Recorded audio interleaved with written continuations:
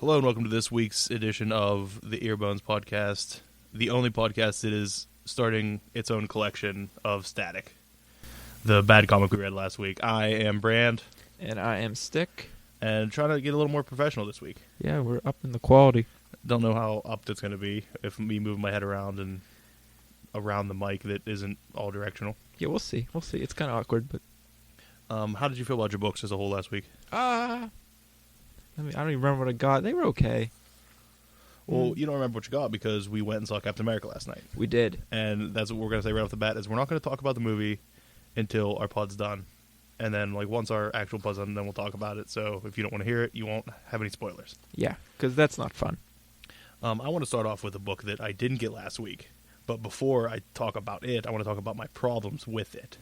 4 messages. Took you 4 messages to get that. I sent 4 messages to these people saying I ordered the animal variant. I didn't want the all-red variant. The all-red variant is in my cart. I didn't want it. Look what you got. I got it. And on the 4th one, they said, well, the animal variant was a limited variant. It was back-ordered for you, which was not going to fill. I said, why? I ordered it. It's not like I said at the last minute I want it. Months ago, I marked I want the animal variant instead of this. And they just said, well, too bad. But talking about the book. Yeah, I'm sorry that happened to you. I want to get it out of the way now because the all-red art, I don't feel like talking about it at length. How did you feel about the all-red art and the book as a whole? I enjoyed it. It was okay. I like the all-red art. I think it worked for it. It does work, but I feel like Silver Surfer doesn't command as much respect as he should. He's not muscular enough. He's too smooth, I feel. Well. But I did love the scene where, I don't know, the guys going through them and they see Galactus and everything on them. I love that page. Yeah, that was pretty awesome. And I don't know who we have 2 twins that are what? Apparently opposites. I assume so. And the story is that one is the most important person in the universe who got brought to this planet. And I don't know. Nothing really happened, I felt. And nothing made sense. But I feel like this page with the Empiricon is garbage. You didn't like it? It's jumbled. It's messy. I don't blame Mike Allred for that one. I blame Laurel Allred. It looked like Dr. Seuss. Like a Dr. Seuss town. Yeah, I guess so. I don't know. It was too sloppy for me. I like the book, and obviously I'm going to keep it because the lady's going to probably read it. But I hope it gets better. Would she read that? She loves Silver Surfer. Oh. Silver Surfer's her favorite character. Well, that's cute. God is Dead, number 8 and 9, they both came last week. We looked at these covers last week, off pod, I think. Yeah. And they are fantastic.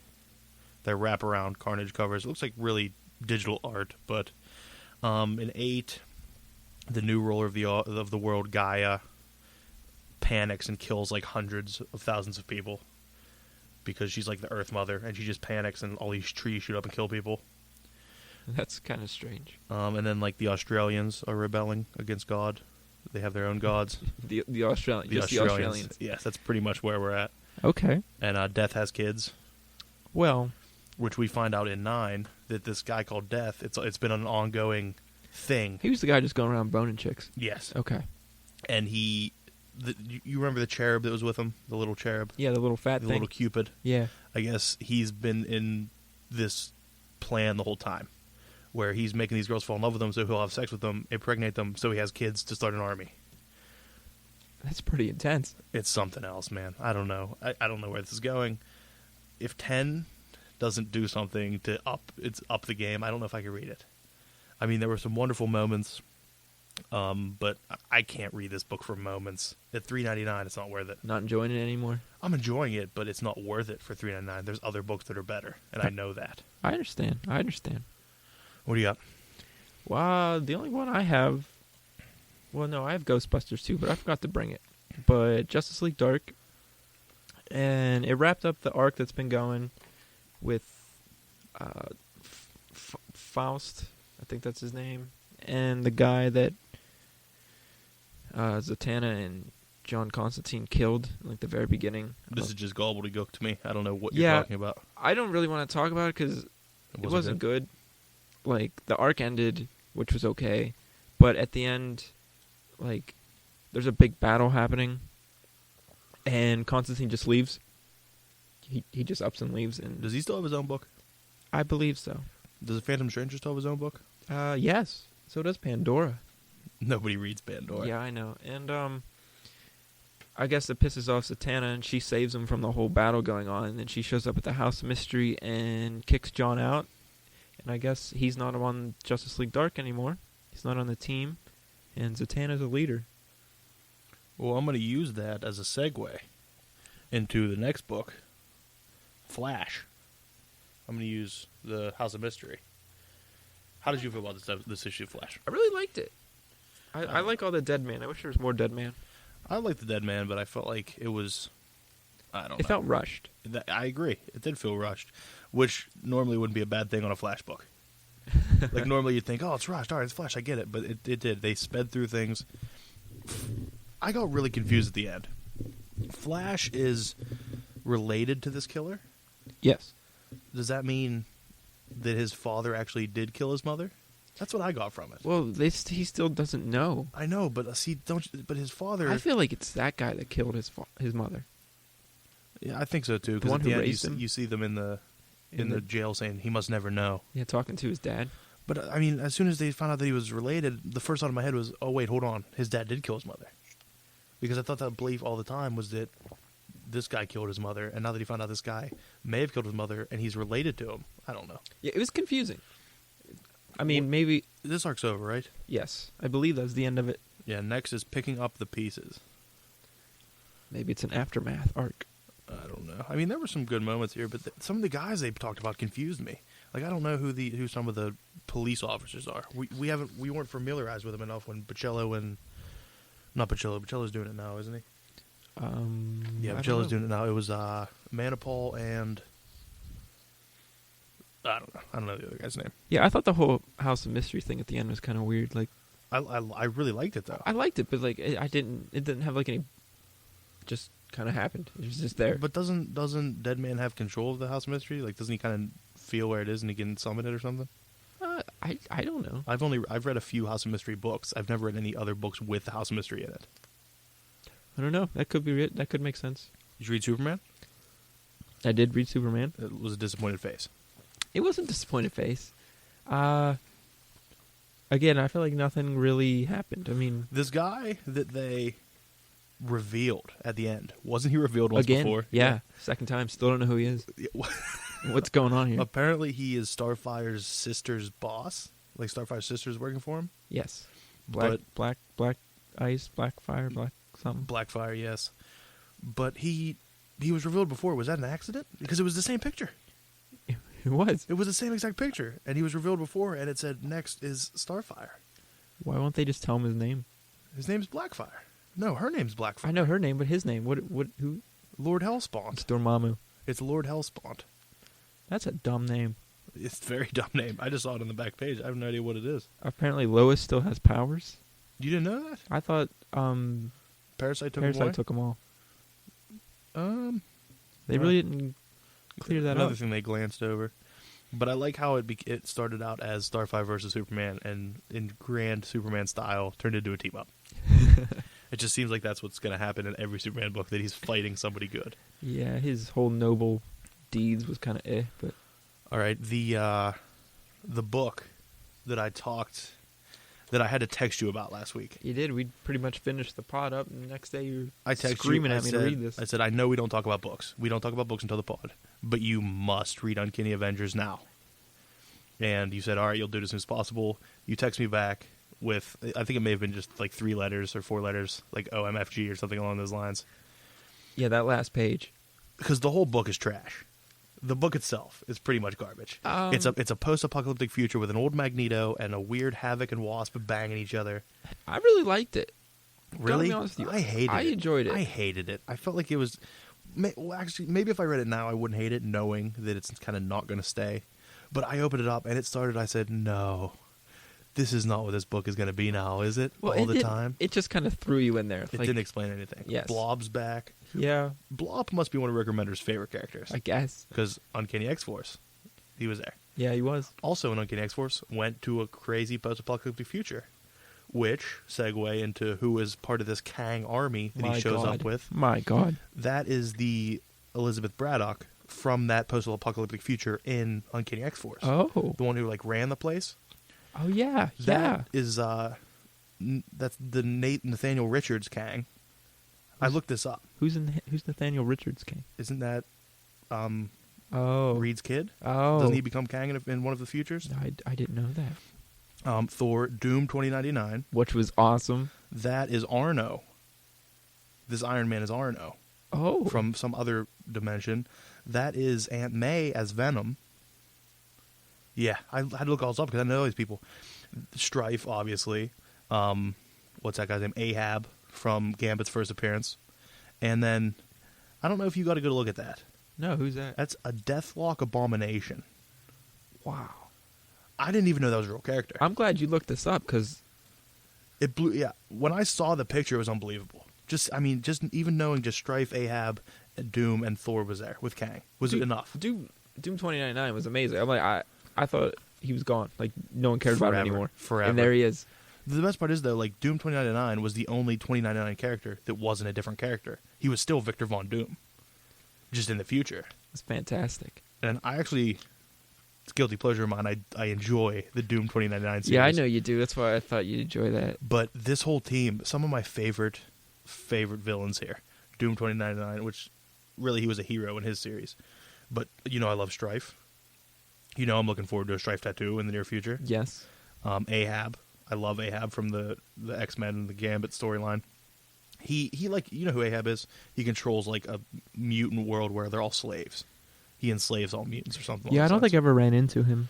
But, I mean, you said his name, so I kind of looked him up a little bit. Yeah. And then I like that Remender brought back the Miss Braddock from his Uncanny X-Force run. Yeah, I liked that. But when I found out there was Nathaniel Richards Kang, I said, oh, why? Like, why couldn't we just make a Kang? Yeah, Why does it have to be a different dimension Kang? Yeah, why? I'm excited to see what happens, though. I loved this book. It's weird that Havoc and Wasp have a kid. Yeah, but see, I feel like it's all going to be erased. Oh, yeah, it's going to be erased, but, I mean, anything with Kang you can't take seriously until it's over. I don't know, it was interesting, though. I mean, I liked it, but I hated it at the same time because of this world. And, I mean, wouldn't this have been good if we haven't been reading it the whole way up till here? I don't think so. No.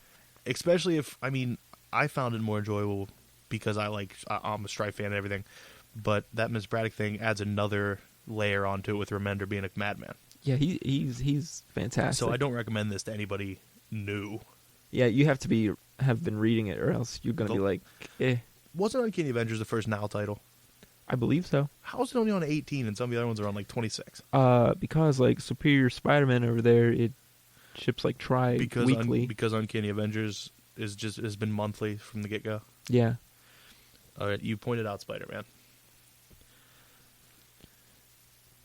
Yeah, that silence is intentional, but I don't know. What do you think? Because you're probably more upset about it than I am.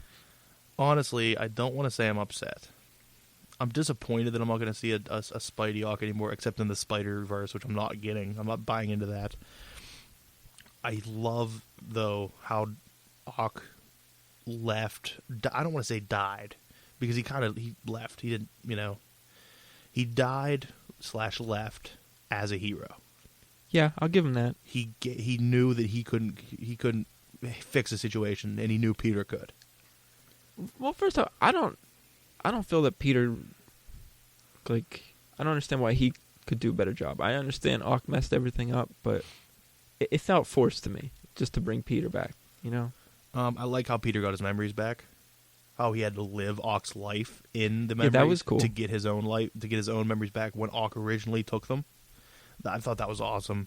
I hope that means that he's going to have a little bit, hopefully he has a little bit of Ock in him.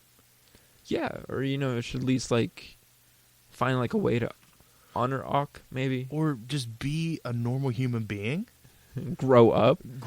Keep your company that Ock built for you. Keep your better life that Ock built for you. Yeah, well, I don't know what he's going to do about that girlfriend that... He's not going to do anything. He's not going to remember. He knows nothing about her. That's true. But I like that Ock erased himself for... I like that it wasn't Peter coming back triumphant. It was Ock relinquishing control and saying, you know what, I can't... Because he just wanted to save. He did. He wanted to be a hero.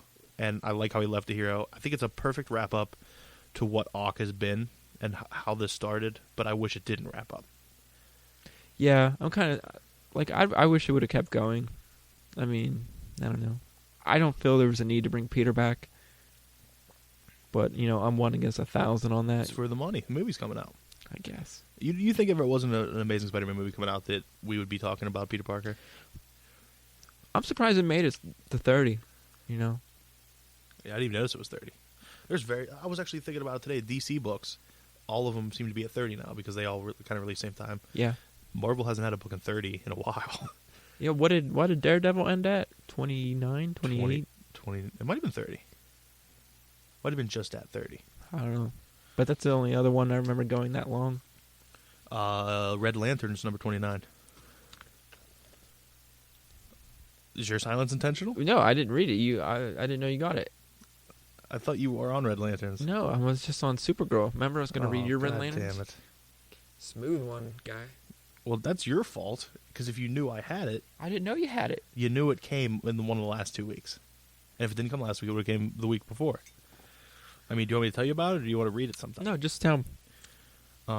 The Red Lanterns are training Kara, Supergirl, as a Red Lantern, and she's just destroying everything they're doing. Like, just being triumphant over the greatest weapons. I don't really have a firm grasp on the other Red Lanterns' names at this point. Understandably. There's the one that looks like a goat. You know what I mean? Like the goat head. And there's the one that's a ball. Those were the other 2 main characters in this one. And what's the head Red Lantern's name?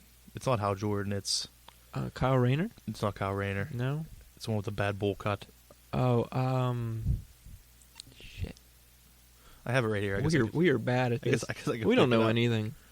I do know it, just not right now. What is going on? Just give me a fucking name. You're not going to find it. Yeah, I am. Right here. It is, because there's a brilliant moment. You gotta be fucking kidding me right now. All I want is to see this. We were rookies here. It's really gonna piss me off when I find it out because I know what it is. Guy Gardner. It's Guy Gardner. Guy Gardner, everybody. He tricks Supergirl into going on a patrol. Because did you read the issue where they steal control over Earth's sector from the Green Lanterns? Yeah. Well, they go on a patrol to Earth. Patrol in air quotes I'm doing with my hands that is not available in this audible media.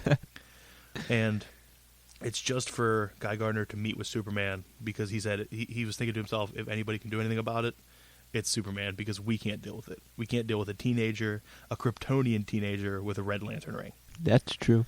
And Superman kind of threatens him a bit, and it's just your perfect Superman running right down the line. Charles Soule can write any character perfectly, and he just says like, "That's my cousin, that's my family." She has a little bit of a hissy fit, turns a tidal wave into steam, and then she says like, "I want to live my life. You've always told me to live my life, but I can't." They eventually break it to her that she can't take off the Red Lantern ring, or she'll die because it replaces their hearts. Wow. You didn't know that? No, I'd never read into Red Lanterns, really. And then she said, all right, well, let's go back. They go back to their Red Lantern planet, and I guess there's a big mural or big statue to Guy Gardner there. And she's like, how do I get a statue? And he said, save the world or something like that. Save a universe-destroying monster. Kill a universe-destroying monster. And she's like, when do we get started? And then we go, and do you remember a few issues back, Red Lanterns, when they found Atrocicus in that weird little hut thing with that weird cat? Yeah, and that one guy. That Bleeze or whatever his name was. Yes. Well, just laying there dead and speaks Atrocitus. Oh. So it looks like we're going to have Atrocitus, who I'm not familiar with other than the covers of Red Lanterns, and that he's apparently a bad dude, versus Supergirl. He looked like a bad dude. He did. And I mean, I'm excited about it. Even though I have no idea who Atrocitus is. That's an awesome cover, though. That is pretty awesome. But Red Lanterns all the way. I mean, if you haven't been reading Red Daughter of Krypton, I feel like it's not being appreciated as much as it should. Hopefully she stays as a Red Lantern. It would be awesome. That'd be cool for a little bit. Yeah. But I hope the collected version, like they collect all the Red Daughter of Krypton into one book and put it in order. That'd be nice. And then it would read brilliantly. The first of many Mike Deodato covers this week. Which, I mean, I'm pleased. and by many I think I mean 2, maybe 3. New Avengers number 1 or 16 Point Now, whichever you prefer. 16 Point Now. Let's just stay with that because the cover's. You love the cover. I do love the cover. You want to talk about how they ripped off Justice League in here? How they rip off Justice League? Oh yeah, flat. Yeah, okay, yeah. The only person in this that didn't rip off the. All right, well, let's give a little backstory before we start talking about that. Yeah. Black Panther finds a universe that didn't destroy another universe to save itself. Yeah, it fought off the map makers. Yeah, it fought off something, but it stayed in 2 different incursions. It stayed alive by not doing what what normally would be done. Yes. So Black Panther's like, or Namor's like, all right, show me. First off, that little banner between Namor and Black Panther was fantastic. It was. I agree. But then they show us, and it's just nobody knows what's going on. It's another world with this character called Sun God who looks like a blonde Clark Kent. Yes. And then we have somebody named Wayne who looks like Batman. Yes. And then we have a female character, a speedster wearing red, who looks just like Flash. Looks like Earth 2 Flash. Yes. And then we have a Martian with a big green head who looks like Martian Manhunter. And then we have Dr. Fate with a silver helm. Yes. The only character that I had to look up and recognize, I mean, I don't think any of those other characters ever existed in the Marvelverse, but I knew a Dr. Spectrum from old Iron Man, and not the same. Not the same? Not even the same gender. She looked like a Lantern ripoff to me, but I think it was just because of the emblem on her chest. See, that's possible, but I ran into a Dr. Spectrum before, so I knew what to expect. But, I mean, it was just weird. I didn't know what was going on. Honestly, that's like one of the only like alternate Earth stories in New Avengers that I enjoyed. You enjoyed this? I enjoyed this one. I mean, I like how, in contrast to Reed having that little like 5-panel thing that says everything dies, we have this Sun God character saying everything lives. Yes. I mean, I did like the contrast between the worlds, and it looks like who's the dude? Is it the Doctor Strange character who's super powerful? Yeah, the Doctor Strange character. Yeah. Not Doctor Strange. Dr. Fate. The Dr. Fate character who just takes lives in order to save worlds. Yep. Yeah, that's what I got out of it. It looks awesome, but I still don't know what's going on and what they're going to do about it. Are they going to meet with these people? Yeah, I like still. I feel like this has gone nowhere in like 5 issues. But I can't leave it. It's like, I mean, I don't want to compare it to a scab, but it's kind of like a scab. Like, you know it's not ready to be picked. Because you know you're going to bleed when you pick it. But you get your finger under it a little bit, and you start maneuvering it a bit. That is the weirdest analogy.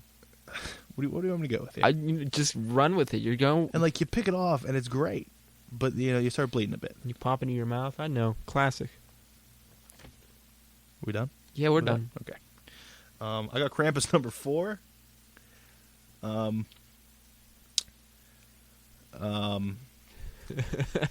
just want to be real honest. This book is not good. No? But I love Christmas mythology so much, and I love anything Christmas. This is teaching me so much about anything Christmas that it's a super good time for me. Did you know that in Romania, when they went Romanian communist, when the communists took over, there was a Santa that they got rid of, and they made their own Santa. What? To support the communist beliefs. That's outrageous. And the story in this is that there's like a group of Santa Claus, a Santa Claus hierarchy, if you will. Yeah. Like there's a whole party of them. That was hard to get out. It was. Well, he gets brought in there when the communists bring him to rise, but once the communists get rid of him, they kick him out, and he's trying to take over the world, and Krampus joins him, so he's now a bad guy. But maybe he's not, but he might be. But he's not. Maybe you'll find out next issue. I don't want to stay on it, but I love Christmas mythology so much. You got to stay on it till at least Christmas. Because oh my god, I feel like it's going to end at Christmas. It started at Christmas, so it'll end at Christmas. The guy's name, like the Romanian communist Santa's name was Mos Juralia, something like that. And Christmas was actually illegal at some point. In Romania, they made Christmas legal until their own Santa was around. I guess I don't know. It's because I read it in here and had no idea what was going on. So then hit the old internet, checked it out. Eventually, they explained it later in this book, a bit. A bit. Not enough to do anything. But the worst part about this book is the letters page. The letters page. And it's just people offering suggestions to things that he should do. That's weird. Like he doesn't already have it finished like already. Giving them names. Like, you should use the Ginger Dread Man, or Holly Wreath, or Candy Caned. Oh my god. And they're all talking about how there's some things that he wants to do, but he couldn't get through copyrights and stuff like that. I don't know. A little strange. Like, he said he wanted to use Ebenezer Scrooge. Couldn't do that. You gonna stay on it, though? I'm on it, at least for the next issue. It's only $2.99. If it was $3.99, I'd be off it already. So you're on it till Christmas. I feel you. Good decision. Making good decisions. Good life decisions. Speaking of good life decisions. You just put that down. Iron Patriot #1. Nasty. Why are you so mad? What's your negative connotations towards Iron Patriot? Don Cheadle. I hate Don Cheadle too. I'm 100% on board that I wish Terrence Howard would have stayed him in the movies. Yes. This isn't the movies. This is real comic book life. I know, but it just put a bad taste in my mouth. Well, you should let that go. Oh, it's this guy who won't read Batman. Wow. Okay, you'll regret those words. First and foremost, I want to say this has a Steel feel, like DC Steel. You remember the Henry Irons who becomes Steel during the reign of the Supermen? Yeah. Did you ever read any? No. He has a granddaughter, a daughter that like works on his suit with him, like works on, I don't know, something crazy. Well, he has like a younger niece who's like a genius and helps with his suit. And that was the feel I got from that. He has a weird relationship with his father where he won't say I love you. I mean, like, a lot of things that I was like, these aren't real problems. Wait, are you still talking about Still? No, sorry. Now I'm talking about Iron Patriot. Okay, that's still Rhodes? Yes, no? Yes. It is? Okay. And we find out that he's been just doing, like... drugs? Yes, hardcore cocaine. Just pounded it down. Nice. He's been doing, like, away from American missions. Like, he gets sent on the things far away. And he says he's going to focus on being at home. He said America is his home. He gives this big, long press conference. And then all the senators and stuff that, like, embraced him denounced him. And they said, they don't support him doing it. There's a big, crazy, just people crazy about it, saying he's, abandoning everything and hurting America. His niece puts out a video saying she supports him, and it becomes this, like, big hit on, like, the Today Show or something. On the Today Show. I And then we see that, like, I think it's S.H.I.E.L.D. says, adjust the plan, grab the niece, too. And then we see him fighting these crazy muck monsters, that it's just a trap to catch him, and he's sinking into the water. I'm going to be honest, though.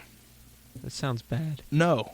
No? It felt a lot like an old Iron Man book. That's good. Because it's him and the armor. There's nothing else going on. He's not constantly worried about something. It's a book about him and the armor. And I enjoy it. I hope the next issue's better. Would you suggest it, though? If you're a diehard Iron Man fan, yes. And if you miss, like, the old Iron Man stories where it's him in the armor versus things, and whenever he gets in the armor, everything else has gone away. Because recently, even when Tony's in the armor, he's still Tony. Yeah, certainly. In this, even though they know it's James Rhodes, he's not James Rhodes when he's the Iron Patriot. He is the Iron Patriot. And if you want to read something like that, I would recommend this. Although, if it's my opinion, if nobody hops on this next couple issues, it's going to be canceled. Ooh. Because there's just... This #1 didn't do enough to keep people on. And if it doesn't get better and people jump on, it's not going to stay around very long. The sales are going to be too low. I understand. The Trial of Jean Grey. Oh, boy. The wrap-up of it. Well... It's impossible to follow unless you're on all new X-Men, right? That's what I got from it. I like you just start at the end battle with no backstory. Because I think only part 1 of the Trial of Jean Grey. Yeah, that's part 6. So I think we read part 1 and part 6. Yeah, we missed a little bit. Few things I liked, though. I liked her new power level. Yes, that new power is pretty awesome. But the other thing that instilled is that these X-Men aren't going anywhere. Like, if Bendis is going through this thing where he's going to give them new powers and things, Like, they're staying here. They're not getting sent back to their time. I didn't think they're getting sent back ever. I mean, I thought they were here to stay. I loved, now you can quote me on this, I loved when Cyclops took charge. Young Cyclops took charge. Uh-oh. It was fantastic. The part I loved even more was Corsair standing behind him with like that shit-eating grin on his face. Like, that's my boy. For some reason, Corsair has a southern accent in my head. That's my boy. Makes sense. And we also find out that this book is leading to the Corsair. And yeah, he leaves with Corsair in the end. He leaves with Corsair. He says, I'm going. I like what he told Jean at the end. Which was? We know how this plays out, so maybe me leaving now will change everything. Also liked the Kitty Pryde Star-Lord deal. Yeah, go Star-Lord guy. Gave her his number.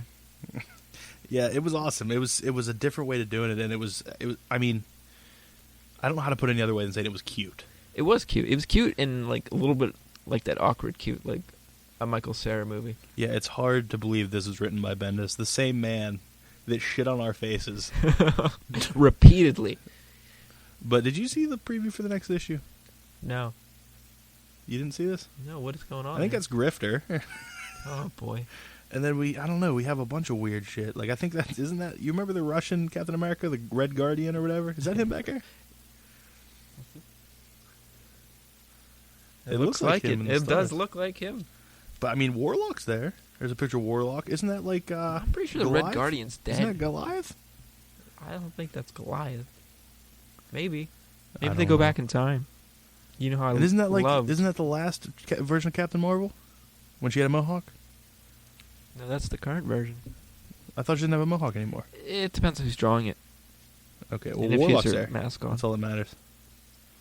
He'll be in a cocoon by the end of the issue. He'll be dead. He'll definitely be dead. X Factor number 5. This Warlock, this Warlock, the weird techno Warlock from New Mutants. You know what I'm talking about? Are you all right? Yeah. No, I don't know who that is. You never saw him on any covers of New Mutants or anything? No. Well, his dad is the Magnus, who is a techno guy he rolled some other planet, and they're in cahoots. Maybe. We don't know. So they contact Doug Ramsey, which is the original friend of Warlock, the one who recruited him to be a New Mutants. Oh. None of this made any sense to me. No, I don't even know what that means. I had no idea what was going on. Danger's trying to have sex with Gambit. Isn't she a robot? Yes. Weird. But the last issue, she was being controlled, and in order for her to gain her faculties, he kissed her, so she had some sense of humanity, and that brought her back. So now she's just like, it's basically just Gambit waking up, and she's just standing there looking at him. Oh? And he's like, what are you doing here? What are you doing here? And she's like, well, I know the human body, whether it has clothes on it or not, doesn't matter anything to me. And then he's like, do you want to have sex with me? And she's like, I don't know what I want. But it wasn't like, do you want to have sex with me, like proposing it. It was like, that's not... No, that's pretty much exactly what he said. Not really possible. But that's the Magus. Oh my god. Like, it still has that feel of like the art as like a kind of a Silver Age feel. I like it. I like the book a lot, I'm not going to lie. I mean, do. Not enough to jump on it. Gotta have more than a pretty face, bro. Yeah, I wouldn't recommend it to anybody, at least until this arc's over. But if you like Gambit or Polaris, I don't know who likes Polaris. If you like Quicksilver or Gambit, I'd hop on it. You want to talk about Teenage Mutant Ninja Turtles? I didn't get Ninja Turtles this week, guy. I jumped on Ghostbusters. Oh, that's what it was. Yeah. Sorry. And I got issue 14 this week. And I don't have much to say. I jumped on in the middle of an arc, so completely lost. The art's still weird and cartoony. Why would you jump on in the middle of an arc? Because I didn't know. I didn't know. I must have read wrong. Or you didn't read it all. But the good thing is that Kylie is in it. Now, you have no idea who she is. No. She was kind of the leader of the Extreme Ghostbusters. I don't know what that is either. It was the Ghostbuster cartoon that I grew up watching. So, I think I'll enjoy it a lot more. I can honestly tell you I've never watched a Ghostbuster cartoon in my life. You're missing out.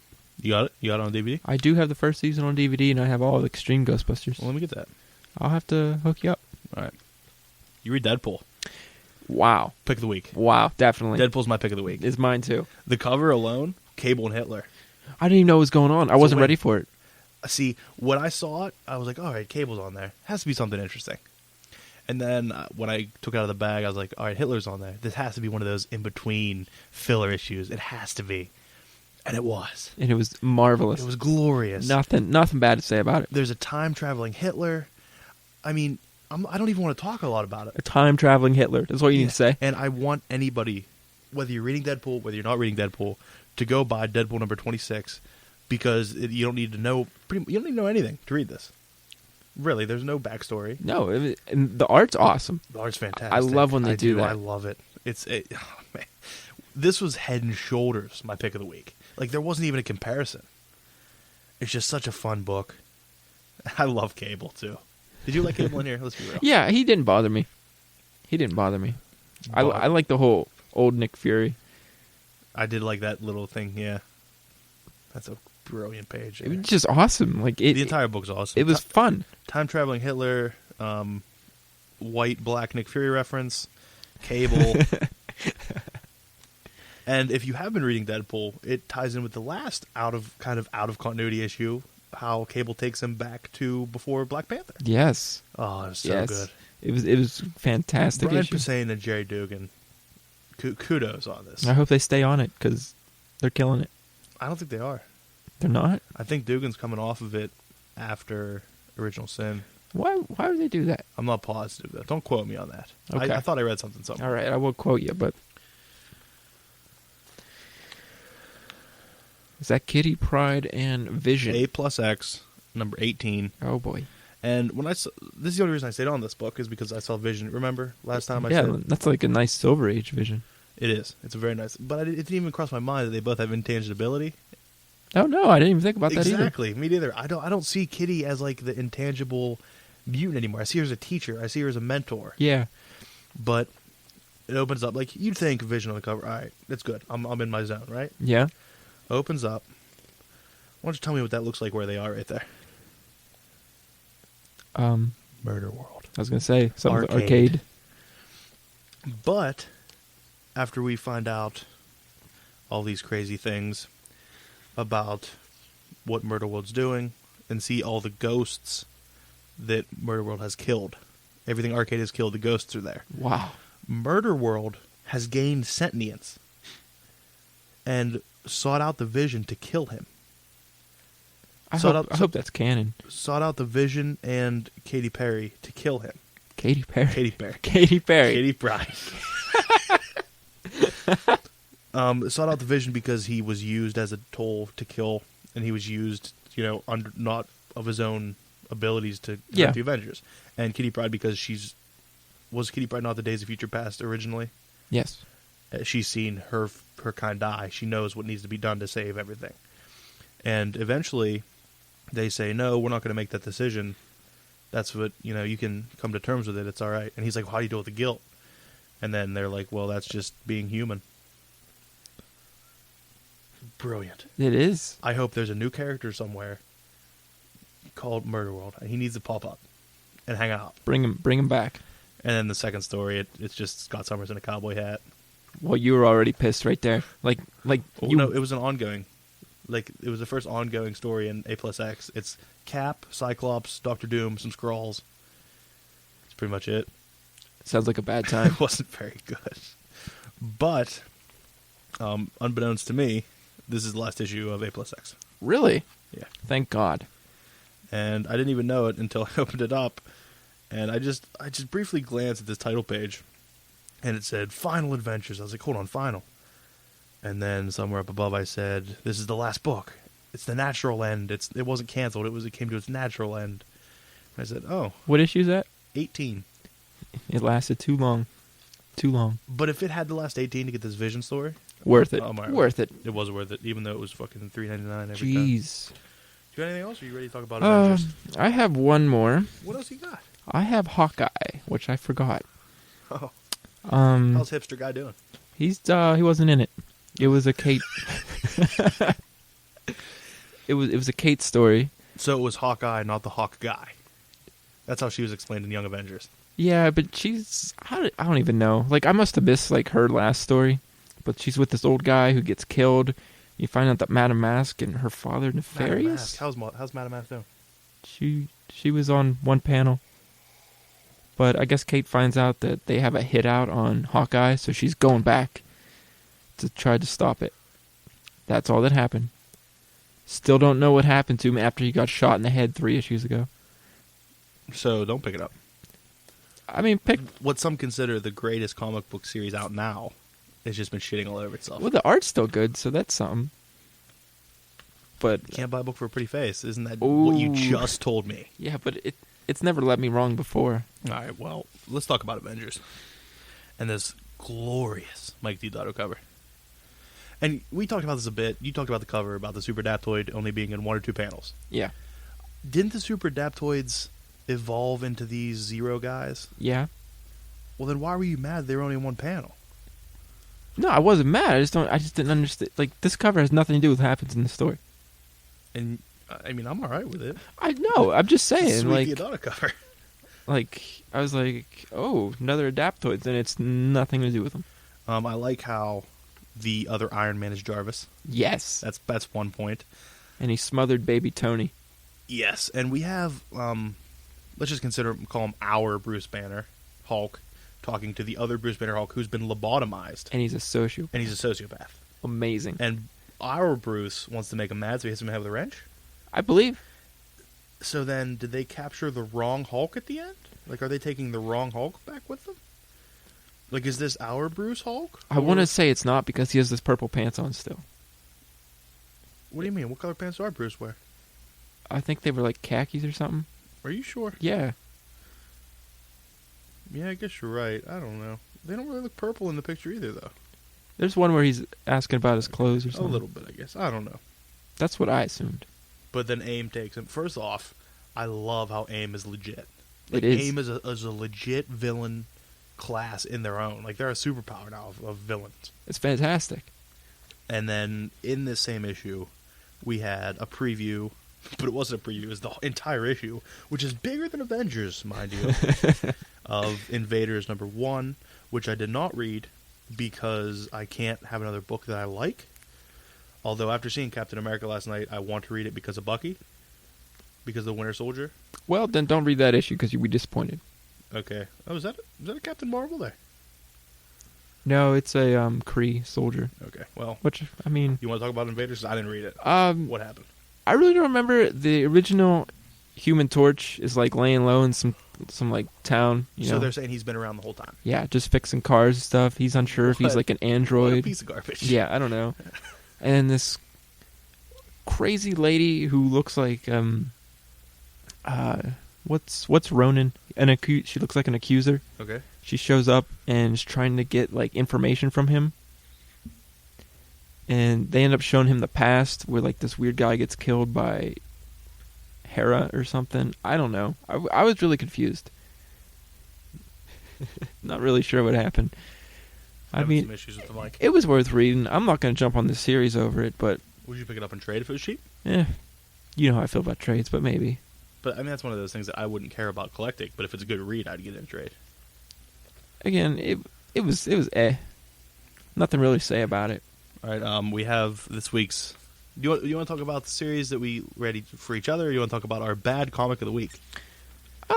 I don't even want to talk about the bad comic of the week, period, so do you want to get it out of the way really quick? Let's get it out of the way really quick, because it was just... All right, ladies and gentlemen, we read Brigade #1.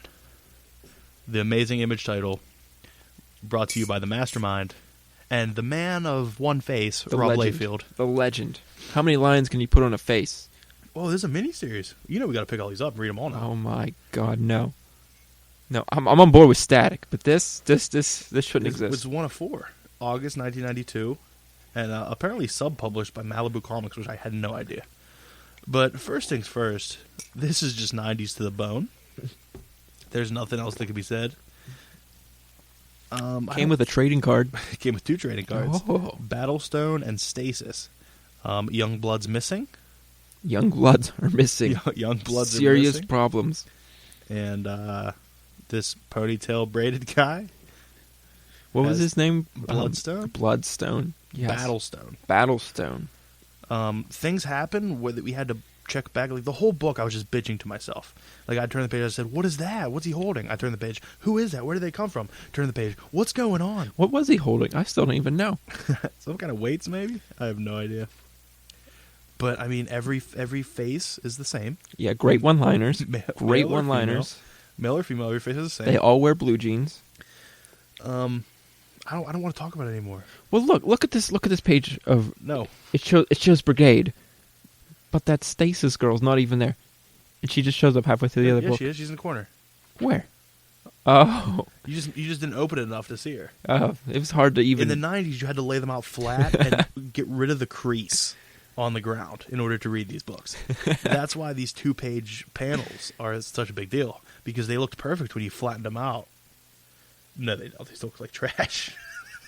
Now this wasn't drawn by Layfield. You could have fooled both of them. I know. It's drawn by Layfield's pseudonym, Marit Michaels. It has to be Layfield. No one else draws this many bulges in a man's arm. Nobody draws super bad faces. Everybody in here looks like A, Strife, B, Cable, or C, G.W. Bridge. Those are the 3 people that everybody in this book looks like, females included. Yes. The one actually wears a Strife helmet. He does. I'm going 0.5 out of 5 badly drawn feet is my rating on this. I'm with you 100% on that. This shouldn't have existed. Like I can't give it a 0 because I believe this is why people think comics are a joke. Because this is a joke.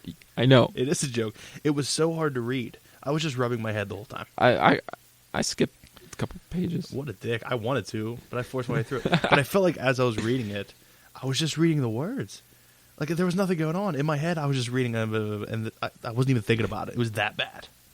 Well, I kept wanting to read to see if maybe something made sense. It never came together. No. At all. I'm surprised there was even punctuation. That's how badly written this book is. All right, I'm going to talk about She-Hulk. Oh, yes. Finished them up. Oh.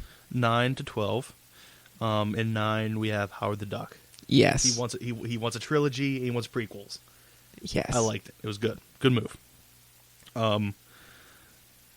So, She-Hulk stronger than Hercules? I think. I don't know if I'm all right with that. Let's be reasonable. What has Hercules really gone up against? He's a god, though. Yeah, but what? Or he's a demigod.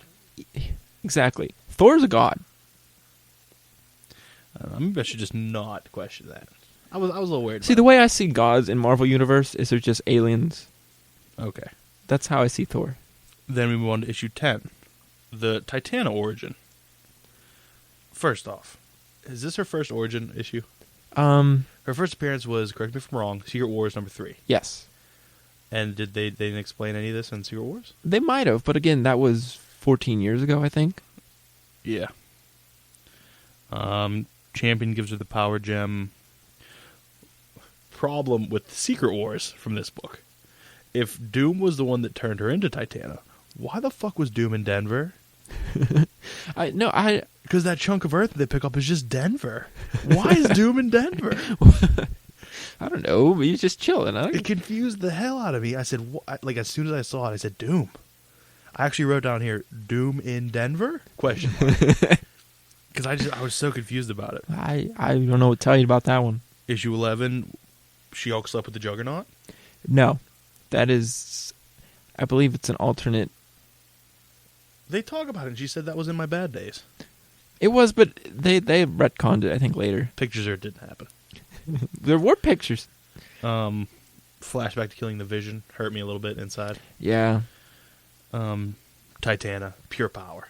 This book with Titana was awesome. I liked Titana in this book a lot. She changed it to Jen, and then Titana couldn't see her. Yep. And then in the final issue, still never explained the Mad Thinker's head.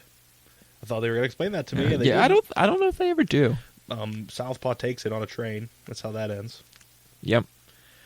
The Pym prison's back. What happened to it since then? Where's the Pym prison? I don't remember that. Just picking it apart. Where's the Pym prison? It's a genius idea. Where's that? I don't think it's in any more of it. It did wrap up nicely with Doc Samson being a part of it. Yep. I like Doc Samson. He's okay. And then it says, "We'll be back." Yes.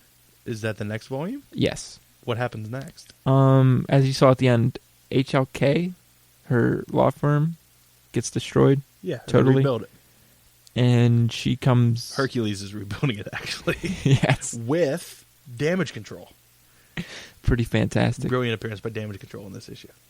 He's working for damage control as like a fine of some sorts, and she calls on his help, and he's like, "Yes!" And he rips off his like onesie, and they're like, "That's coming out of your pay."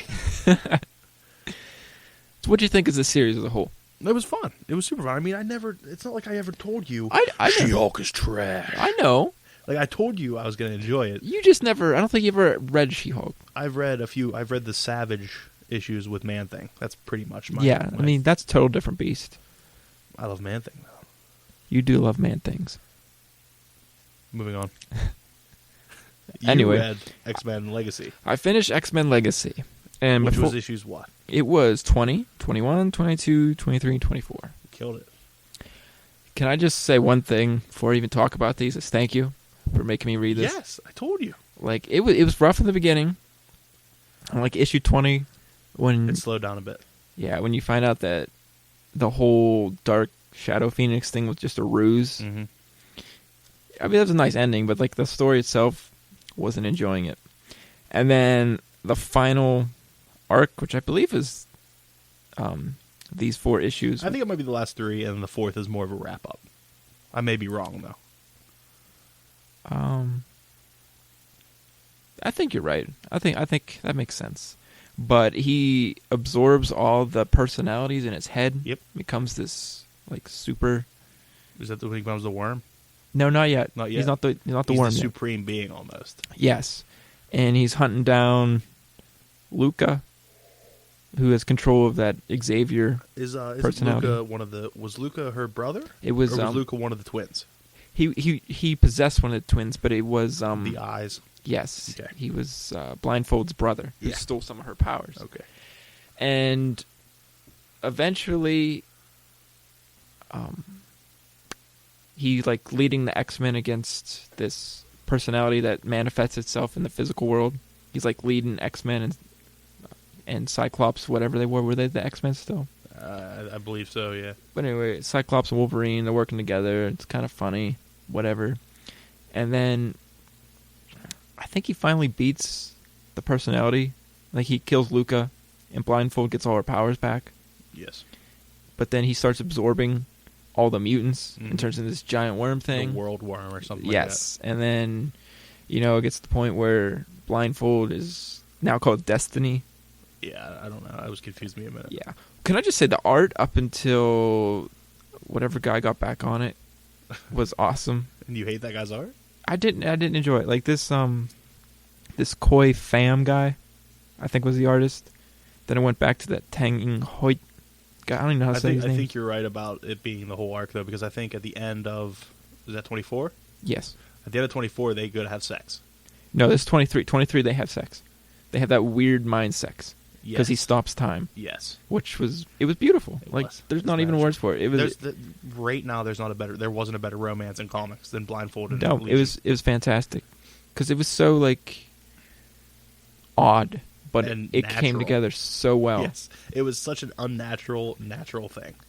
But it was amazing, and at the end you find out that he erased his existence from everyone's mind but Blindfold's, and I guess he's inside her head, sort of. There's at least a bit of him inside of her head. And amazing series. Yes. Seriously, pick it up and read it, because It's worth it. I didn't think I'd enjoy it. I fought it tooth and nail, but... Buy it in singles, buy it in trades. Just buy it. Definitely. I mean, I'm not sure. It has to be out in trades, right? I'm sure by now. There has to be an omnibus. It's only 25 issues. Well, at least the first half should be out in trades. I mean, this did just end a couple months ago, huh? 2 months ago. 2 months ago, possibly, yeah. Do you have another series that you want me to read? I was going to ask you yesterday. I didn't want to just throw another She-Hulk series at you, but... my God. You're going to. No, I mean, I was just trying to think. I was going to bring you Batman, but I don't know if you're ready for that. I don't think I'm ready for that. But, I don't know. I'll have to go home and look. You might be leaving here with Gambit. Oh, I'm okay with that. Because I think you read 1 or 2. Or you read, one. I do have some issues, but they're not, in order. Yeah. I picked them up at the con for $1. Yeah. We had a lot of books this week. That was 54 minutes of books. Yeah, and then we still got this. We still got the movie to talk about. Yeah. But right now we have... let's do your character creation Character creation. Okay. Before you do it, let me just say that you have this written on, like, wax paper. It's not wax paper. It's cookie sheet paper. I did this at work. What do you want from me? It's just ridiculous. It popped in my head. I had to go with it. There had to be some form of paper anywhere There's else. There's not. So you bust out a marker. Hold on. Where'd you get the marker? I carry markers with me at work. I write dates on stuff. On what? Real paper? No, on plastic wrap. Please continue. All right. I don't know if you're ready for this. I'm ready. Okay. I'm born ready. Okay. I'm just happy I didn't have to do it. Now, I was going to write this up as like a narrative, but my ambition died slowly. First off, his name is Andrew Peril Ghoul. All right? I don't know if you're ready for this. But he was a normal person. Why does he have 3 names? Well, one's his middle name. So his parents' last name is Ghoul. Yes. It'll make sense later. Okay. It's kind of a pun, but whatever. It's like the Ghoulies? I'm sorry.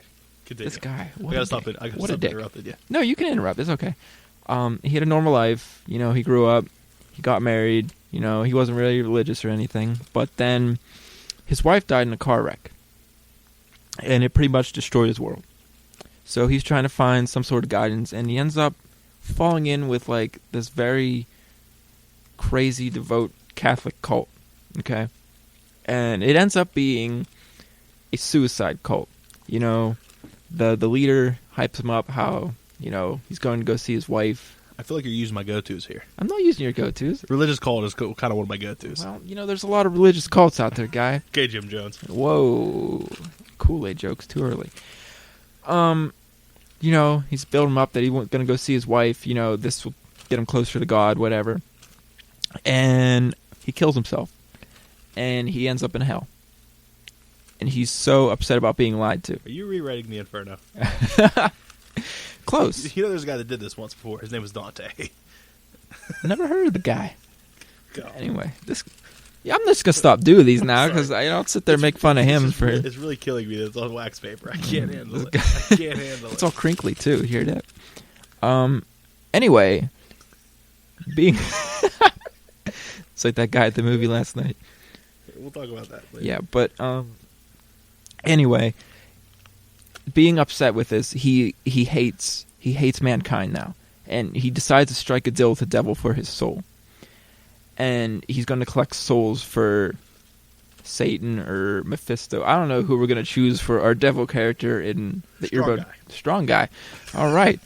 So he decides to collect souls for Strong Guy. And what he does is he appears to people as sort of like an angel. Kind of like a dead man ghost, but, you know, they can see him. And he shows them, like, their horrible, horrible future. Like, opposite of everything they ever wanted. Them being alone.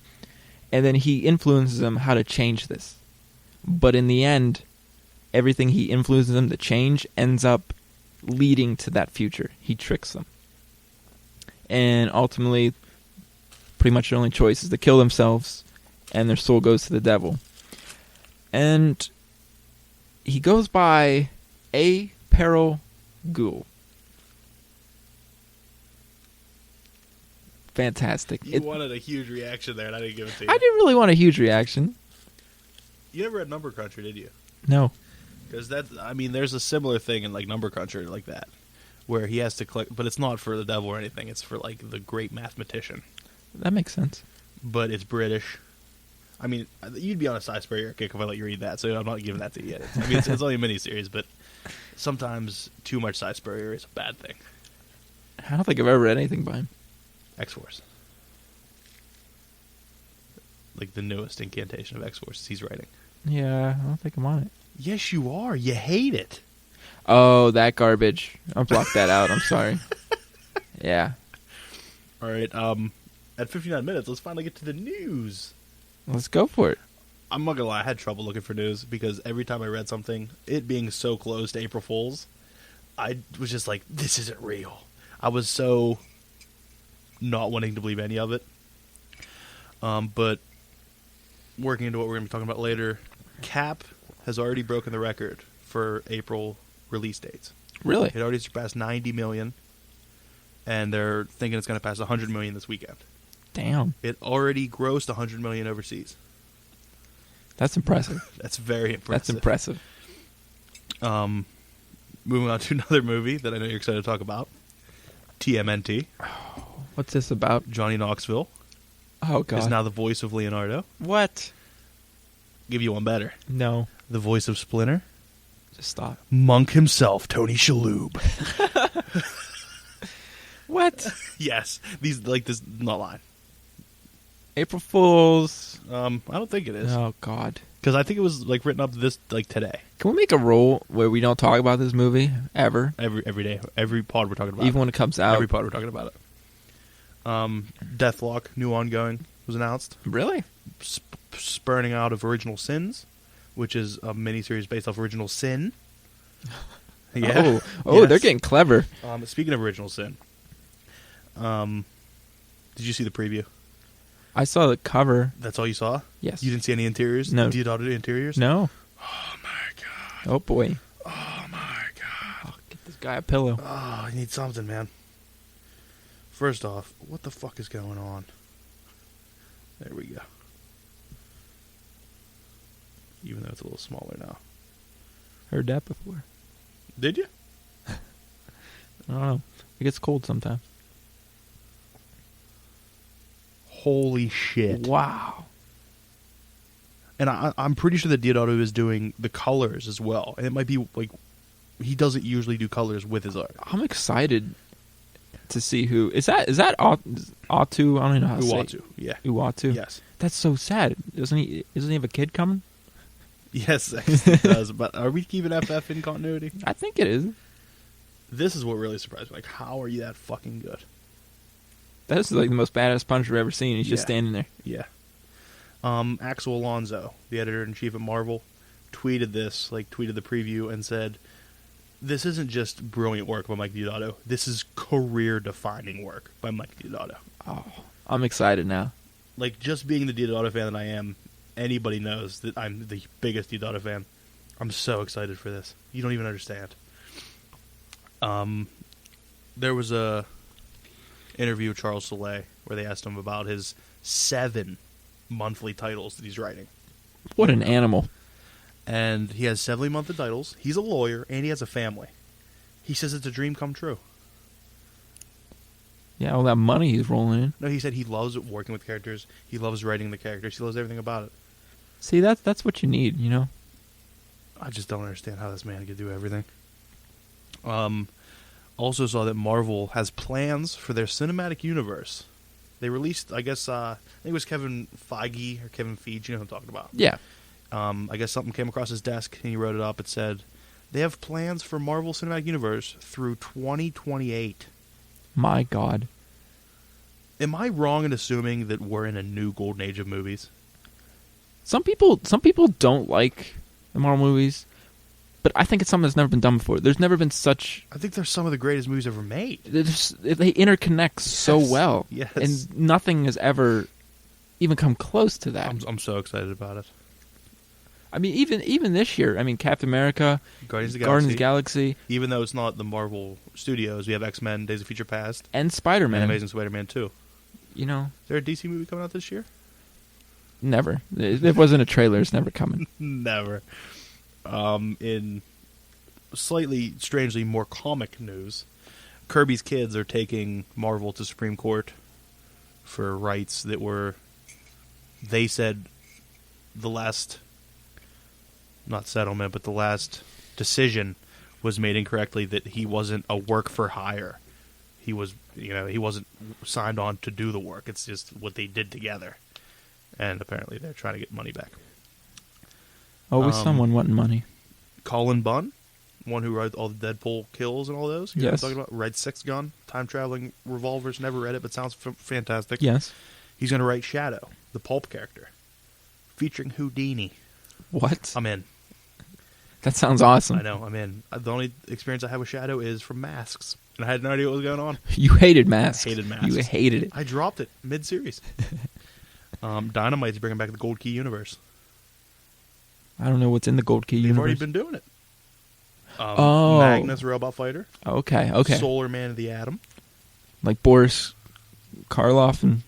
Well, I don't think they can bring that back. I wish. And then Turok. And then there's one more, Dr. Spectre. The Occult. Something like that. I never heard of it. That's interesting. Will they be like the big gold key size? That'd be cool. I don't think so. I wish. I don't think so. One real quick thing, though. Marvel Superheroes number 18. First appearance of Guardians of the Galaxy.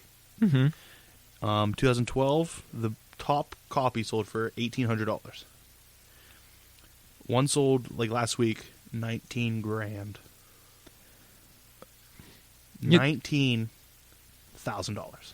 I'm trying to... This is... What was it in? Like, Marvel Superheroes number 18. Number 18. That's not the graphic novel, is it? No. Marvel Superheroes is the same one that I believe Captain Marvel had his first appearance in. Oh, okay. Yeah, I know what you're talking about. See, that's strange, because that's not even close to the same Guardians of the Galaxy. But it's the first appearance of them. $19,000. My God. Do ad drops before we talk about the movie. You remember your Batman comment from earlier? Remember your Batman comment that I would never get a Batman book? Oh. I hopped on Detective Comics. Nuh-uh. Manipul and what's his name are doing it. Former Flash creative team. Oh. I hopped on it this week because it's their first issue in it. I'll have to read that when you get it because I'm not on I Detective have Comics. This week. It came today. Oh yeah. Can I just say She-Hulk came out this week and pick it up? The cover's awesome. Should pick it up. Doom's on it. It's awesome. Should I talk about this like next week when we're talking about it? Well, no, because I need to go buy it now this week. Okay. So they're ready for next week. And A plus X ended, so I lost that too. I think I added something else. I don't know. I don't think I added anything. I was really bitter with our service after they screwed me off the animal variant. I understand. You hating that already. It's gonna work for the book. It's gonna take me a while to adjust. Yeah, I don't know. I like I said, I wasn't very impressed with that, and we'll see. I didn't like how they had to half retell his origin. Yeah. Either tell it or don't tell it. Don't fucking beat around the bush. All right, we're way past that. Yes. Now, it's time to talk about Captain America. Yeah, so if you don't want any spoilers... If you don't want spoilers, turn it off. Because there's no holding back here. Yeah, we're just going for it. Balls to the wall. Except? Except 2 balls to the wall? I don't know. The song? What? The song, Balls to the Wall. Yeah. Is it Accept? I don't know.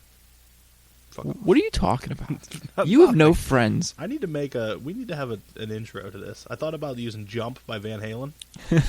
I wanted to try a different one every week, but I forgot it completely about this week because you try to be professional. We are being professional. But now we are going to talk about Captain America. Could write our own song. Can it involve the piano solo? Well, yeah. Is that even a question? Tiny Dancer. Yeah, we could work it in. Okay. I think we could work it in. Okay. Captain America, real quick. We didn't talk about it at all. We saw it together. We did, and we had like awkward not saying anything. We stood up, we looked at each other, and we left. Didn't say a word about it. Yep. Did you like it? Yes. I loved it. It was fantastic. There were some things I didn't like, but... Let's start at the beginning. It opens up. Batroc is a pirate. Yes. On a ship. And first off, we were forced to see it in 3D. Yes. And I don't think that fight scene between Batroc and Cap played well in 3D. I feel like any of the fight scenes in 3D were so hard to follow because I felt like out of focus. I only had a problem with the Batroc one. The other ones I was fine with. The Batroc one was the only one to me that I felt like it was blurry. Then again, our theater here, I have always felt that it doesn't have the capabilities to pull off 3D as effectively as it could. Yeah, that was kind of disappointing. I feel like that took away from the movie a little bit for me. There were other moments though, like when he jumps aboard the ship initially, and there's that chain coming like right in front of him. Yeah, I thought that was brilliant. Like little parts like that were awesome. Yeah, but I thought it was. Meh. And it's him and Black Widow teaming up to go and take these pirates out, which eventually we find out Black Widow's there to save the hard drive. Yes. Which later we find out that it's to steal information, and these pirates were hired by Nick Fury. Black Widow using that guy as a leverage to rappel down the stairwell was awesome. Yeah. Everything Black Widow did in this was awesome. Definitely. I love Scarlett Johansson so much. I know, right? Like, I was always just on the fence about her, and then I saw her as Black Widow, and then I saw her again as Black Widow, And I can't help it anymore. I can't control myself. I feel like she finally got like the screen time she deserved. I loved how she had her stingers. Yes. Because she didn't have them in Avengers. But she used them once, though. Well, I think those little things that she was throwing were her stingers. Oh, okay. And like the one she even used on herself. Yes. That's why at the end she said, "Oh, that did sting." Yes. Because it was her own stinger. Okay. After the ship, we see Cap. Well, he's running. That's before the ship. Before he goes, he's running and passing Falcon over and over. Yes. And always saying "on your left, on your left." It's a great little moment. Yeah, it was funny. They meet each other, talk good. a little bit.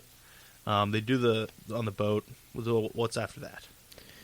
Oh boy, we just watched this. He visits Shield. Is that when he goes to Shield and Nick Fury's telling him about all the helicarriers? Yes, I forget what it's called what the project was called. Yeah, I don't know. I don't know. I know what you're talking about. Yeah, I can't remember the name. Okay, but it's the 3 giant helicrafts that can kill millions of people per second. Yes, per second, millions. And Cap doesn't agree with it. He says it's not freedom.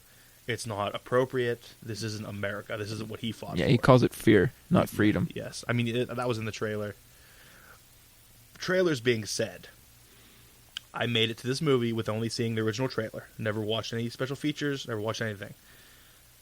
I'm doing that for all the movies. So the X-Men trailer came on. Why don't you tell him what I did? He pretty much sat there going, I'm not watching this for like, I don't know, it had to be like a 3-minute trailer. And then I had my fingers in my ears, and I was looking directly down.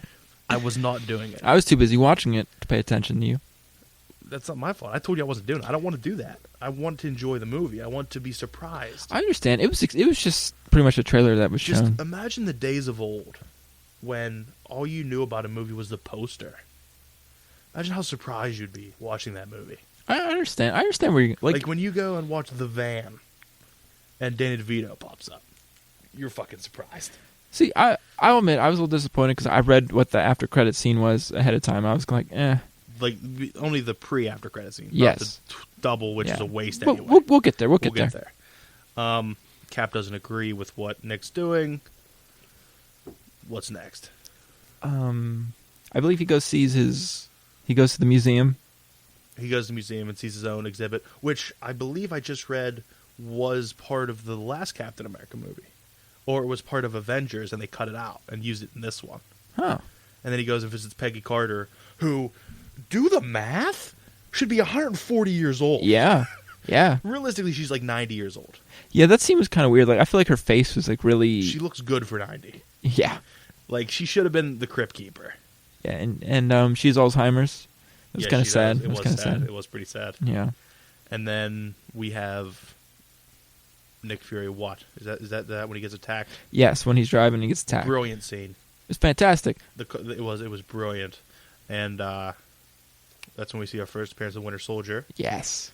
Or as I like to call him, Jared Leto. Did he not look just like Jared Leto the entire movie? Yeah. Every time he popped up and looked down, like his hair was over his eyes, I was like, hold on. What's Jared Leto doing here? Is he going to break out in song and or do heroin? Wow. It was pretty fantastic. Mercury from Dream? You give me that? You give me credit for that? You go for it. I'm giving you credit. But Winter Soldier was fantastic. Oh, he was badass. He was. It was the most badass character I've seen in a movie in a long time. Yes. Like, Winter Soldier versus Terminator. Winter Soldier. You just give it to him. Yeah. I don't find Terminator badass. Like, maybe I watch it, like, at a bad age. They just added him on Netflix again. Yeah, maybe I'll watch him again, but I don't know. Didn't really... After he gets attacked, he goes back to Steve's house. Yes. But that we see a little interaction between his neighbor, who Black Widow has been telling him to ask out, and him, little banter back and forth. He asks her out. She kind of says no. Yeah. He goes in through the window because he hears his radio's on. He's suspicious. Understandably. Nick Fury starts typing stuff on his cell phone, which, if the entire apartment is bugged, if all of S.H.I.E.L.D. is compromised, how would you think that your phone is not compromised? Yeah, well, I mean, he wasn't sending anything. He was just typing and deleting it. Still. I understand. Ghostware. I mean, where there's phones where you just hold it up to a keypad and it tells you the... Yeah. Yeah. Yeah. I understand. But he gets shot. Yes. And supposedly killed. Now, when that happened, what did you do? I'm like, LMD. Exact same thing I was thinking. It popped in my head. I'm like, that's not him. I mean, like, I hear my girlfriend on the left and me going, oh, no, no. And I'm just like, no, it's an LMD. It's not him. Either it's an LMD. I thought they should have went with LMD, but I like how they went with the medication. Yeah, I feel like LMD wouldn't have worked, and and again the medication. Bruce Banner used it, and I liked it. Just the little things. Brilliant joke too. Yes, I love the little jokes all the way through this. Like especially when he was in that chase scene, and he's like, activate flying, and they're like disabled. He's like, what is abled? And he's like, what was it? The air conditioning is fully operational. Yes, yeah. I mean, just little things like that was fantastic. He gets killed. Before he gets killed, he hands Cap that little thing for the USB drive. Yeah, to tell you the secret that he couldn't activate. Hides it in the vending machine. Yeah. When he comes back to get it, Black Widow has it. Yep. And she's just chewing gum.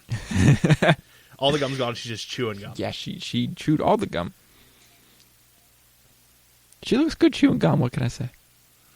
I don't really know what that means. Don't worry about it. Is it like a weird anime thing?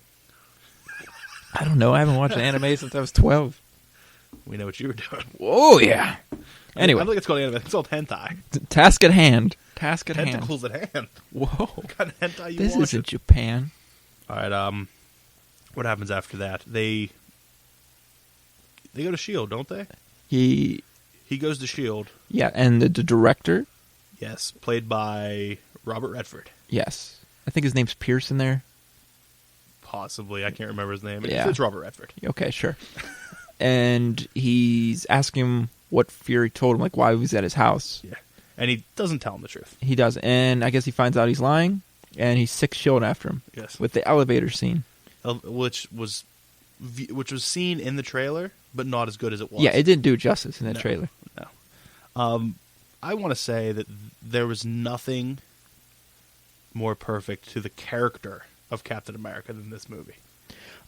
I feel like it was like the perfect story for Captain America. Every bit of this story, every bit of what he does, every word he says is Captain America. Yeah.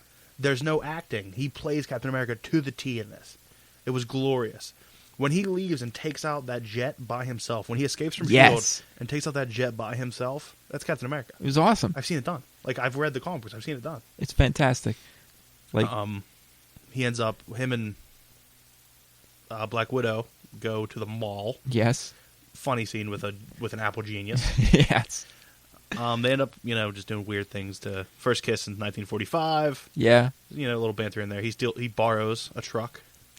Well, what did I skip? You find out when they're in the Apple store, they find out where the file was created. Okay, sorry. Yes. So they're heading back to New Jersey. He knows where it is, though. Yes. And it was his old military his basic old, training camp his thing. Old training camp, yes. And then Cap, being Cap, the perfect American, knowing all of the rules and regulations, yes, knows that there can't be an armory that close to the barracks. He's like, that building doesn't belong here. And then they go check it out, find a secret place inside of the secret place, and we find out it's Zola, which I loved the camera. It reminded me of Zola's head. Yes. It was perfect. It was. Only thing could have made it better if he had a body. Yes. Yeah, it would have been better. Yes. S.H.I.E.L.D. fires a missile at them after they find out everything about, Zola and Hydra and everything. Hydra working with S.H.I.E.L.D., yes. I wish Hydra was green. That's the only problem I have. Because they're red, because of Red Skull, I get it. But their color is green. They're green and yellow. Oh, yeah. Yeah, Think Hydra Bob. I understand what you're saying. I don't know. I guess like the original Hydra were more like the Nazis with the emblem on it,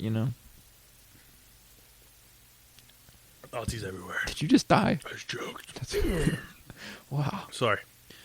The one thing that I found strange, they have to go down many flights of stairs to get to the initial barracks, and then down a super long elevator to get down to this place where the Zola's, there.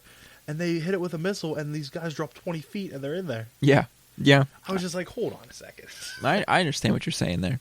But they escape that. They escape and go to Falcon's house. Sam Wilson's house. Yes. Sam? Yeah, it's Sam Wilson. I'm pretty sure. Yeah. And he has a couple funny jokes about him. Do they eat normal human food? And he tells them that he was the Falcon. And doesn't tell me he was a Falcon. Tells them he flew a Falcon exoskeleton. Yes. Which... And there's only one left. Yes. And it was no big deal. It's in a base somewhere behind walls and guards, and no big deal. No big deal. I wish they would have showed him getting it. I wonder what the backup. You know how there's always like a mini movie on every DVD. Yeah. I wonder what it might be that. Maybe. But that's brilliant. By the way, Falcon is brilliant in this. It's perfect. We'll get to that. I wish one thing is that like when they went into the final battle as a Falcon, if he'd been like, I did something to match, and he would have painted his Falcon colors.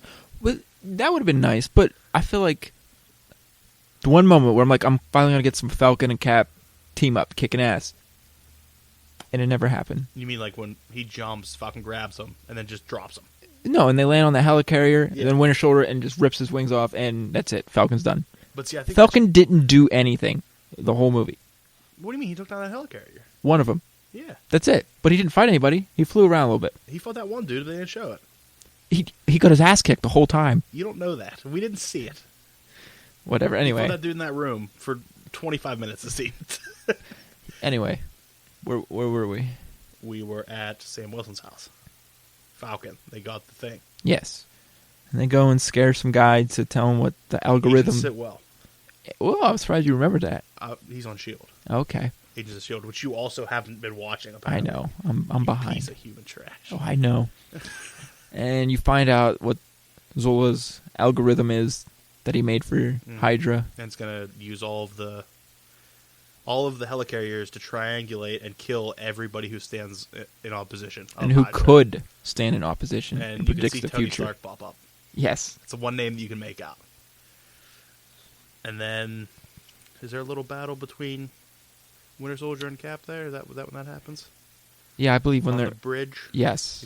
They drive and they get caught by them. Which I will say is my favorite fight scene in the movie. That moment, even though it was in the trailer, when Winter Soldier gets thrown off and he catches himself and slows himself down with his hand. Yes. It gave me goosebumps. It was perfect. It was awesome. But especially when Black Widow flies down and then just is level with the ground and just starts running. Yeah. There were so many beautiful moments that were just so smooth in there. Can I say, every time Winter Soldier punched Cap's shield, it was awesome. I don't know why. It made me so happy. Like, just the sound and... I wish Winter Soldier catching the shield wouldn't have been on the trailer. Yeah. Because you know how amazing that would have been watching that? You just... like let's be realistic. Every person he threw that shield at is dead. There's no way around it. No, let's be realistic. From the beginning, when he went on that ship, he killed 54 people. Yes. Like, those kicks snap dudes' necks. Everyone is dead. The only person he didn't kill was Winter Soldier. Even before he knew it was Bucky. Like that one. It went through the window, hit a guy, then got stuck in like a still wall. That guy is decapitated. That guy's cut in half. That guy's definitely cut in half. No way around it. But yeah, that was probably my favorite sight when he's using the knife. It was just beautiful. Well, I didn't hear because I don't talk to people in Hollywood. I read that in between, like before that, he practiced for hours, just off camera, working with the knife, with a plastic knife, because he wanted them to be fluid. He wanted to look like it was real. It was awesome. It was amazing. It was. Like, he deserves all the respect for that. Although I will say that watching that arm at work got me pretty excited. That arm is pretty awesome. Got me pretty excited about another man with a metal arm. Who, there's rumors. There are no rumors. There's rumors He's that never shown up. there's rumors that at the end of X-Men, they're going to do a teaser like Marvel does, and it's going to lead into X-Force. If a movie comes out named X-Force, I will never see it. That's a bullshit lie. Because it's not going to be like Cable, Phantom X, and Deadpool. It's going to be like Warpath, Bishop, Cable. It's going to be like heavy hitters. Okay. It's not going to be B-list cult characters. You just said Cable. Cable's not a cult character. He's definitely a B-lister, but he's a powerful, smart B-lister. Oh, boy. Anyway, back to a good movie. You can't call it a bad movie. It's not even out. Wow. It's not even... It might be written, but there's no even talk about it. Well, then just let it go. Let it go. You're the one talking shit. Okay. It's going to be a great movie. I hope it gets us 5 stars. Oh, good. 5 stars. I don't know. I don't know how they grade movies. Ebert Roper. He's dead. One of them is. Siskel and Ebert? Ebert's dead, isn't he? He's the one with the fucked up face, wasn't he? Yeah. His chin will... Okay. Back to Cap. Yeah. At this point, they get captured, and Maria Hill ends up being in the car. Great moment. Although every time I can't help but see her. Every time I see her, I say Robin Scherbatsky. I just say, "Damn it, Scherbatsky!" It's every time. And then they end up at that secret dam base. And Fury's alive. Surprise! No, it wasn't a surprise to me. I knew it was happening. To me either. I knew it was happening. I knew it was coming.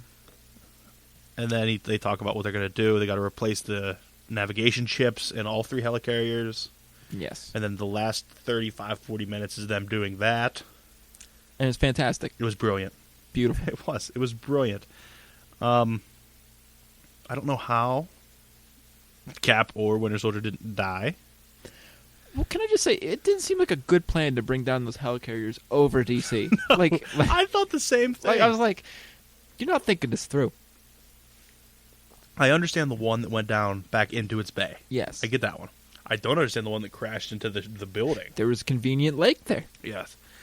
This is after we find out that Natasha, Black Widow, has broken into the head, Pierce's, if you will, Robert Redford's office, posing, being the super spy that she is, which I'm glad that happened. Yeah, that was awesome. Posing as one of the head, world security officers. And he's like, you need 2 Alpha members. And here comes Nick Fury with his eye. Yeah, that's creepy. I don't know what he was. I don't get what happened there. I don't understand. Either. I don't. Like there's a backup plan. Like that eye does anything. The Eye of Agamotto. Does Cap tell him that Shield's over before or after that? Nick Fury? Yeah, before when they're at the base. Cap says that Shield's done because Fury's talking about salvaging, and Cap's like, "No, we're not salvaging it. It's over." And he's like, "Well, gentlemen, Captain America's now in charge." Yeah, I can't argue with that. And Nick Fury at the end of everything, after they bring everything down, Nick Fury burns his eye patch, burns everything left at Shield apparently, and takes off. Yep, supposedly to Europe. So for what reason? We don't know exactly. Although he's supposed to be in this week's episode of Agents of Shield. That should be interesting. That there's still a TV series, Agents of Shield, when Shield is no more. And Shield does not exist. Yeah, strange. And especially I can't talk about that because you don't watch it. The woman, Kate, Agent 13. Yes. He refers to her as Sharon at the end. Does it mean anything to you? No. You? Sharon Carter, who was originally Peggy Carter's younger sister. Oh. Who got retconned into Peggy Carter's niece. Wow. Okay. That's weird. Exactly. What's he doing? People heard Sharon, and I mean, obviously, unless you read the comics, even if you've read some Captain America, you still didn't know. Yeah. That's Sharon Carter. I mean, I don't think Cap knows, but are we going to play that story out, or is that just something for us? I don't know. I don't know. Because I mean, maybe I should let you borrow that instead. The newest Captain America series. I would have liked Black Widow and Cap to. Well, there was a scene. I read this also. There was a scene where Black Widow had a necklace on that had an arrow on it. Oh. For Hawkeye. Yeah. Who they talked about having in the movie, but they said they didn't want it to be too Avenger-like. And I guess in Avengers 2, we'll find out where Hawkeye's been. Probably hitting the bottle. Yeah. Hopefully Tony's hitting the bottle. Hopefully Tony's hitting a lot of things. Oh, Pepper. That Gwyneth Paltrow. Gwyneth Paltrow or Scarlett Johansson. In Marvel Universe. So Pepper Potts or Natasha Romanoff. Natasha Romanoff, certainly. That's what you're taking. Well, are we talking extremist Pepper? Because that's terrifying. Extremist Pepper? Yeah. Like on fire? Yes. See, I think Black Widow's terrifying all the time. That's true. That's true. I don't know. I love them both. I can't choose. I don't know why I would make you choose. Post-credit scene. Whoa. Before we get there. What? The file she gives him at the end is about the Winter Soldier. It's about the Winter Soldier. And we didn't even talk about Winter Soldier saving Cap. Yeah, Winter Soldier saved Cap. They fall. The helicarrier falls down after Cap says he's not going to kill him. Says, I'm with you till the end, which is flashback to he said it to Cap before. Yes. And he remembered him, and he ends up saving him, but then runs. He pulls him out of the water and then just leaves. Yeah, well, that was what? weird. That came out weird. At the end, wasn't there a scene of him like in a hospital, getting air pumped in his lungs? Who? Winter Soldier. No. There was. And then there was another one of the guy that Falcon was fighting all burned up in a hospital. There was a picture of him in a hospital. There's no picture. There was nothing of There was. Winter Soldier in a hospital. There was. No. There had to have been. No. Guy. Anyway, whatever. Why would there be air pumps? I don't he was know. Fine. He left. He walked away. I don't know. I found it weird that Cap was in the hospital, though. I mean, I know he got shot like 5 times, but... He got shot 5 times he's pretty Captain significantly. America. I mean... And he almost drowned. Okay. Still. And he got his face beat in. But Winter Soldier saves him. He wakes up with a beautiful line on your left. Yes. Like he was running. It was pretty good. Then we have the whole Nick Fury burning everything deal. Yeah. And then post-credit scene. Can we talk about that yet? Yeah, we can talk about it. And you said this is what you read about. Yes. Did you know it was Baron von Strucker? No. I was excited. Baron von Strucker's been a Cap villain since, I want to say, before Arnim Zola. Like, way back. Yeah, probably. And that guy, isn't that guy from, like, all the, like, mobster movies? He's British, the guy who's playing Baron von Strucker. Yes. He's like, yeah, he's awesome. I know who you're talking about, but yeah, I don't know his name. Awesome. And he says the world has changed or something along those lines. And we cut the 2 cells. But before that, they have Loki's scepter. They do have, sorry, yes, I'm skipping 2 because I want to get there. I understand. They do have Loki's scepter. They say this is something that the world doesn't know we have, and they'll never know the power we harness or something along those lines. Yes. But, I mean, we saw what happened last time. Hydra tried to harness a cosmic power. Yeah, poor decision. Yeah. Now get to your cells. Whoa, what's that hand motion there? Because you're like jumping out of your seat here. We get to the cells, and the one side it's like a convulsing blur. It's just flying all over. And on the other side, there's a female sitting on the ground, blocks elevated, who can only be 2 people. It actually took me a minute. When it did too. I was like, "What's that guy?" Yeah, I was like, "What's going on there? And what's she doing?" I was like, I even read about it. I'm like, "What?" See, I was sitting there thinking, like, because I thought they had to be twins for some reason. I was like, what are these twins doing? Who are they? And for some reason, the Apocalypse twins were in my head. Yeah, because that's the most recent twins I read about. What's going on? And then once they started moving fast, and then I was like floating. Okay, I get it. Quicksilver and Scarlet Witch. Yep. So their origin isn't going to be related to Magneto in any way. Well, which makes sense. They can't really do that. It's going to be that Hydra created them or found them. It looks like created. I feel like they said something at the end there that I just can't remember right now. I think he just said it's a new dawning or something like that. It's a new world. Yeah, maybe. But we see Scarlet Witch like snap her fingers and a cube explodes. Yes. But I just don't know what kind of powers they're going to give her. How are they going to explain her powers? Because her powers are basically witchcraft. They're just hexes that affect probabilities. Yeah, it'd be interesting what they do. I mean, I'm sure they'll dumb them down a little bit. Like, because like I guess she would know basic witchcraft, but hovering things like telekinesis has never been like something she's done. True, but I mean, maybe just to show her off. Maybe it's hard to show a power like hers, I guess. Yeah. Again, it might go to a different route. I mean, it's the Marvel verse. Yeah. I don't know what Ultimate Scarlet Witch is like. I don't know either. Quicksilver looks all right.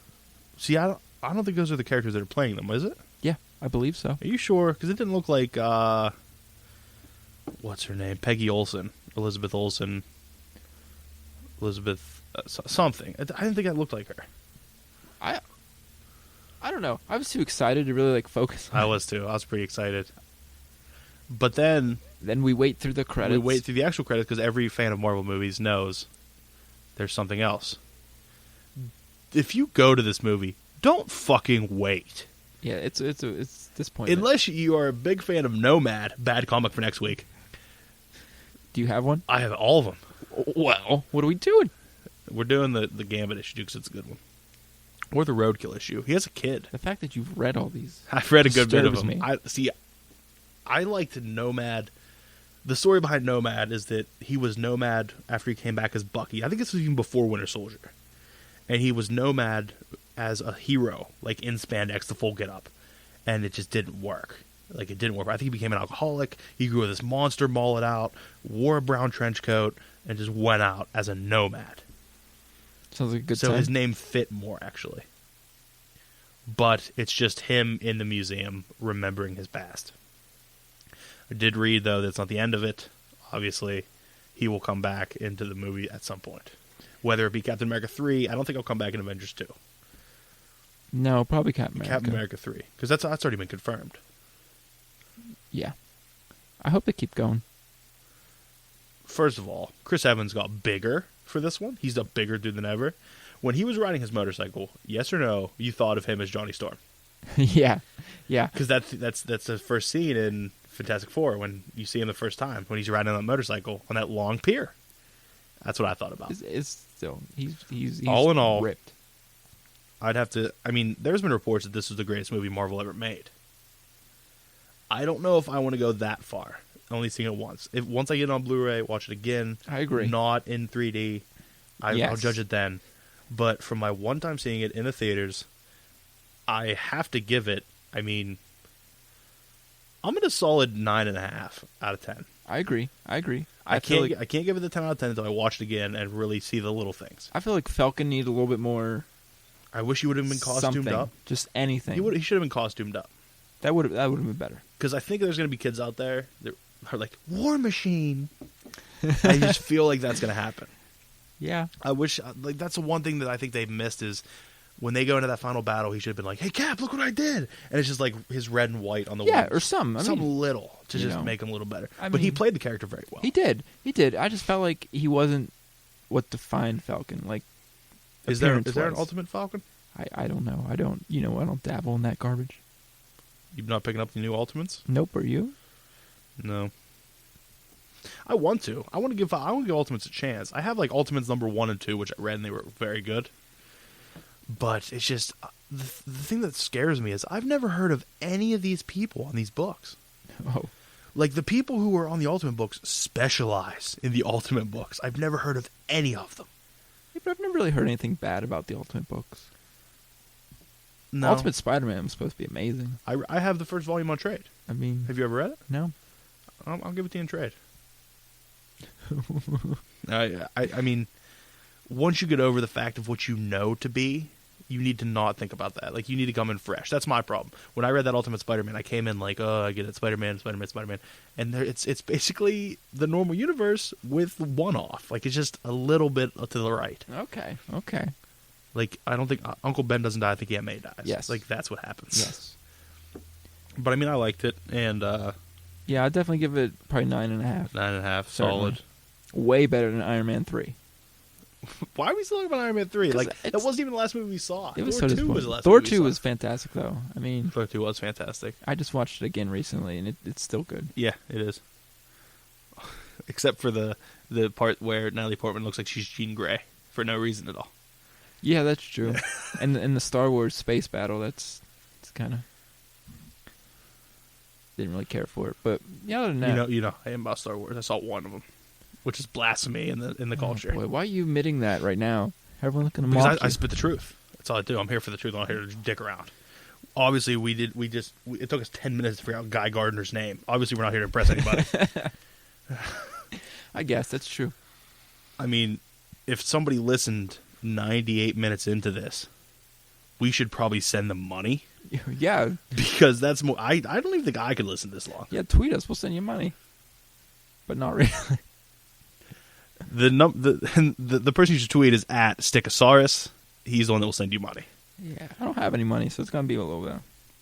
But I mean, I hope this turned out well, sound wise. Yeah. I hope it's a little more professional, even though people aren't going to listen for 98 minutes. That's true, but we're trying.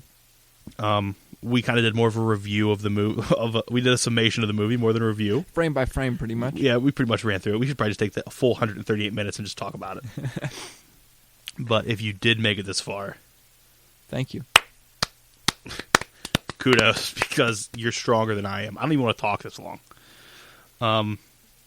We had a lot of books this week too, though. You don't have a lot of books next week. No. So we'll have to come up with some news and stuff for next week. Well, you got a lot of books. 13. So you can just blabber on like you usually do. I mean that in like the most sincerest, friendliest way ever. It sounded really hostile. I'm not hostile. It sounded pretty hostile. I believe we're going to Steel City Con next week. Oh, we are. Well, I am. Oh. I mean, you can ride along if you wish. I'm glad I just got thrown in. I mean, I can't spend a lot of money. So what's We don't have to talk about this now. But if we go, we'll talk about it on here. We will. I mean, you're probably going regardless, so you can talk about it if I don't go. Yeah, but you're coming, so it's cool. Okay, well, if you did make it this far, thank you. Thanks for listening. Kudos for making it through. Tell your friends. Yeah, tell your friends and your family, maybe your dad. Maybe your dad. And what's your character's name? A Peril Ghoul. You say it then. Beware of A Peril Ghoul.